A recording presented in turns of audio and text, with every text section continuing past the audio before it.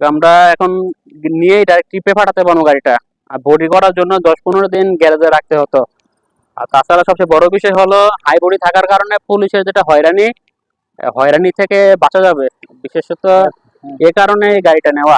তাছাড়া আপনার ইয়াতে আপনার ডিভিডি প্লেয়ার আছে, তারপরে আপনার ব্যাক ক্যামেরা আছে, হ্যাঁ, আমি সেফটি ফিচারের মধ্যে ছোট থেকে অনেক। একটু সুযোগ সুবিধা অনেক ভালো পাচ্ছি।